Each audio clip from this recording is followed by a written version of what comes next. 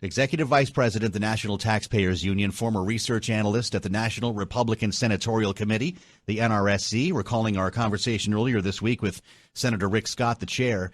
He spent a lot of years on the Hill. Brandon, I can only assume you have an allergy to higher taxes, but, and maybe I'm wrong, you can tell me, is a billionaire's tax better for business than a higher corporate tax rate?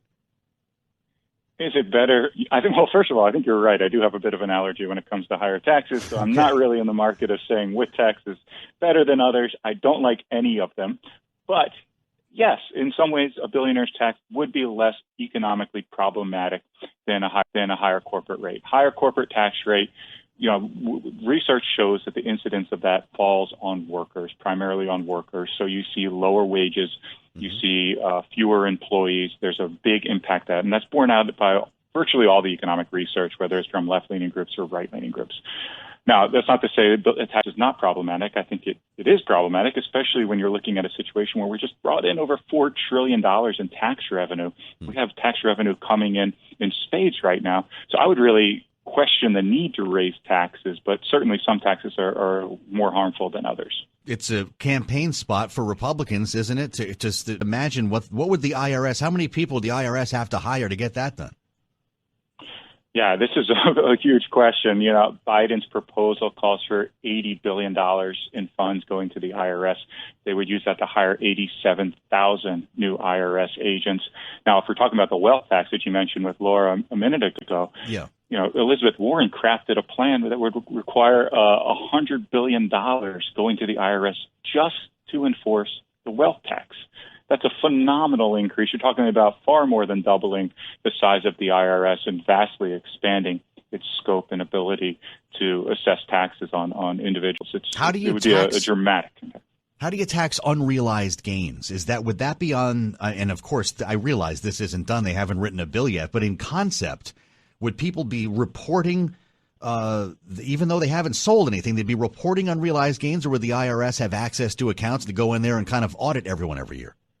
Yeah, that's a great question. The administrability of taxing unrealized gains is opening an enormous can of worms, and there's a lot of questions that would need to be handled in the legislation as well as in subsequent regulations that come out of the IRS. So I can't really answer those questions with a lot of certainty because I don't think they have established how they would do so. But I think the underlying point is an important one. It would be a tremendous mess, a huge mess to try to figure out how much people have made on their assets, because you're not just talking about stocks and bonds and things like that. You're talking about other forms of assets. It could involve paintings and stamp collections and coins and so forth. And that's one of the reasons why these unrealized gains, which also are taxed in a wealth tax system, why they've created so many headaches for tax collectors that even countries like France have gone back and repealed their wealth tax subsequently because it's been such a nightmare to administer.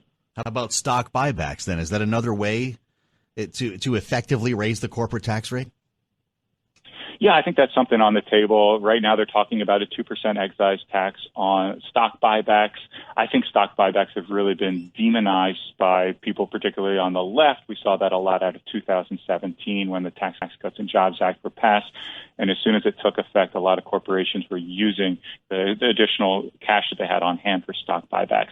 Stock buybacks aren't inherently evil. They're not inherently good. They provide some value to shareholders. Those shareholders, of course, involve retirees, people with 401ks and IRAs.